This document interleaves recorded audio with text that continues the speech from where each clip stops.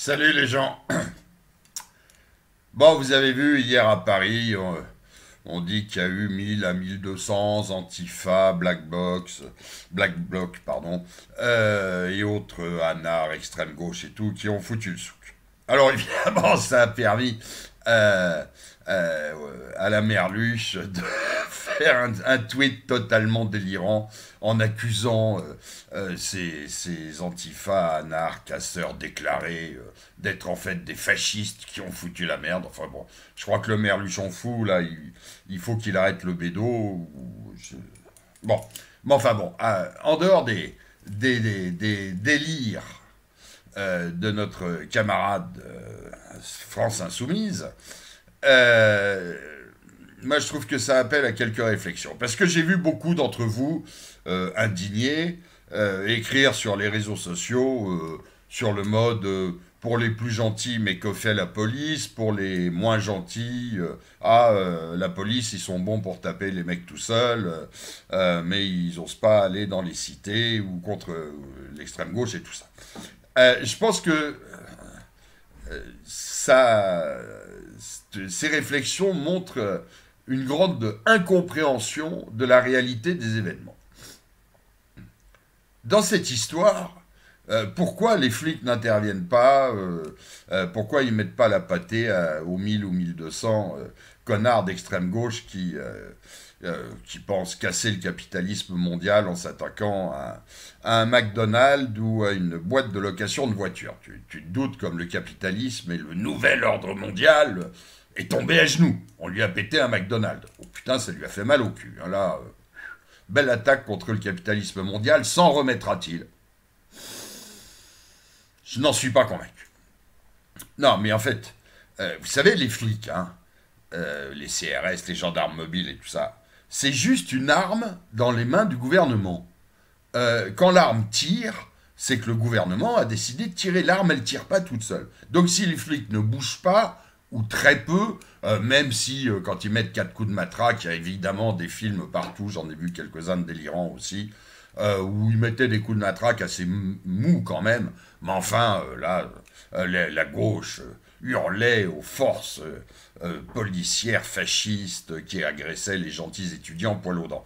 Bon, mais à part ça, si les flics ne bougent pas, pourquoi ils ne bougent pas? Ben, tout simplement parce que le gouvernement leur dit de ne pas bouger. Et pourquoi est-ce que le gouvernement leur dit de ne pas bouger? Ben, parce que, regardez, hier, de quoi on a parlé après les manifs syndicales et autres? Est-ce qu'on a parlé des revendications syndicales? Est-ce qu'on a parlé du problème des travailleurs? Est-ce qu'on a parlé des bas salaires? Est-ce qu'on a parlé de la privatisation envisagée de la SNCF et tout le bordel? Non, on a parlé des casseurs, tout ce dont on a parlé. Parce que la presse, ce dont elle a besoin, c'est de vendre. Qu'est-ce qui fait le mieux vendre, d'après vous? Une photo de casseur en train de casser un McDonald's ou un article de réflexion sur le sort des ouvriers en France? À votre avis, qu'est-ce qui fait le plus vendre ou partager sur Facebook, etc.? Vous croyez qu'on partage plus un article de 2 pages, raisonné, argumenté, construit, intellectuel, sur je ne sais pas quel problème, que ce soit la SNCF ou autre, ou bien un petit film où on voit des casseurs péter un McDo? Évidemment, on va à la facilité, et ce qui intéresse, ce qui fait parler, ce qui fait réagir, ce qui fait aussi vendre du papier, des journaux, etc., c'est le cassage du McDo. Donc, en fait, le gouvernement a tout intérêt à ce que les extrêmes gauches foutent la merde, pètent dans la rue, cassent des voitures, brûlent des motos. J'ai vu scooter se faire brûler, on est en plein délire. Ça devait être le scooter d'un grand patron, à mon avis, du CAC 40. Ça ne peut être que ça. Ou des McDo, etc. Le gouvernement a tout intérêt à ça. Du coup, on parle de ça, on se mobilise là-dessus, et on ne regarde pas les vrais problèmes, les vraies luttes syndicales.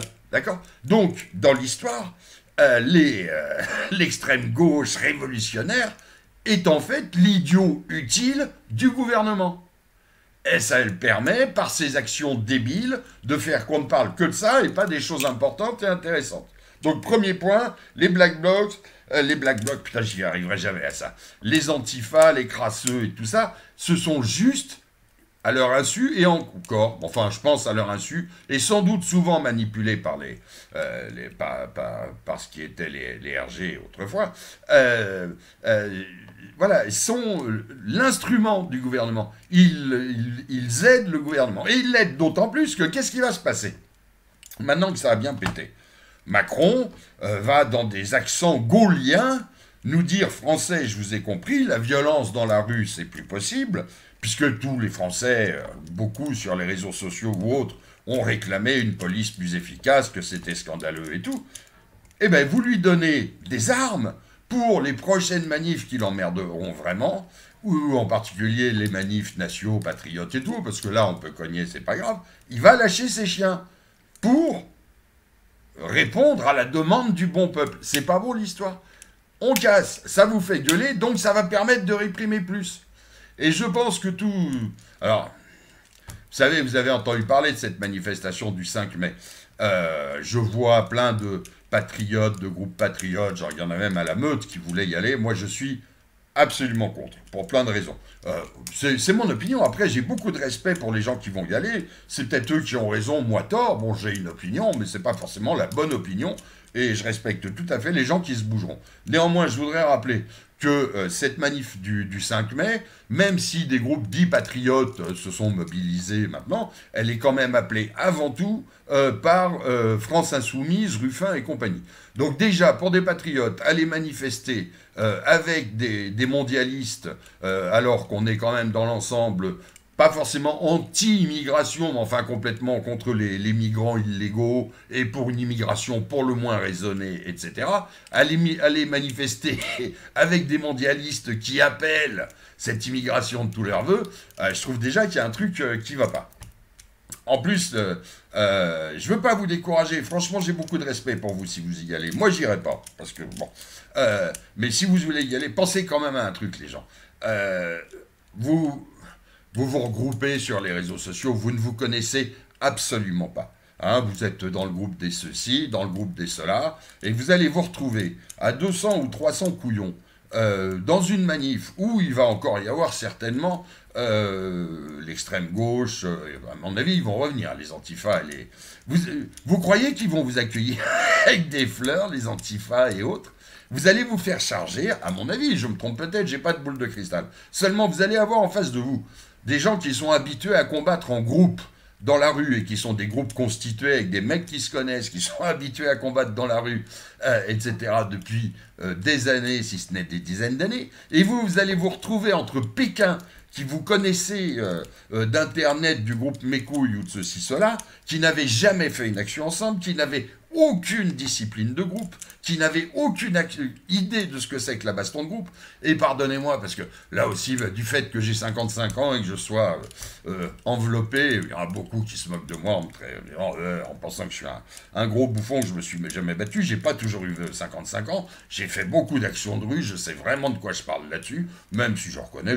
D'ailleurs, je me suis jamais vendu comme un guerrier de l'apocalypse. J'en ai plus l'âge ni les capacités. Bon, j'ai encore un peu la moelle, mais enfin, je reconnais que si tu me demandes de courir 500 mètres et de me foutre sur la gueule après, je vais plus cracher mes 2 paquets de clopes par jour que de mettre des bignons. Hein, c'est tout à fait vrai. En tout cas, la baston de rue, ça s'improvise pas, ça se fait entre gens qui se connaissent, parce que je vous signale que dans un groupe, même vous êtes 100 personnes, les 10 premiers qui se défilent, si le groupe n'est pas compact, bien structuré, commandé et habitué à se bastonner ensemble, vous en avez 10 qui se cassent, le groupe il explose. Hein. Voilà, ça je vous le garantis. Donc vous avez toujours dans ces cas-là 4 ou 5 couillons plus couillus que les autres qui restent et qui se retrouvent en face de Sangus avec des barres. Je vous dis pas le carnage. Maintenant, je vais être... putain, c'est très mal ce que je vais dire. Maintenant, si vous voulez servir de victime, nous, franchement, ça nous arrange. On a besoin de martyrs. Hein. C'est très bien. Bon, bah, s'il y a un peu de viande froide, soi-disant patriote ou nation sur le pavé, c'est très bien, vous nous servirez de martyrs et on pourra, en votre nom, faire de grandes manifestations, ça nous changera nous aussi. Je suis désolé, je suis cynique, mais c'est à ça que vous allez servir. Voilà. En tout cas, je me marre avec les antifas, anarcho, machin et tout. Ils sont, à leur défense sans doute, mais totalement... manipulée et utilisée par le gouvernement, à la fois pour qu'on ne parle pas des vrais problèmes, et ensuite pour avoir des raisons de dire à la police, maintenant vous cognez. Voilà, la vie est magnifique. Salut les gens.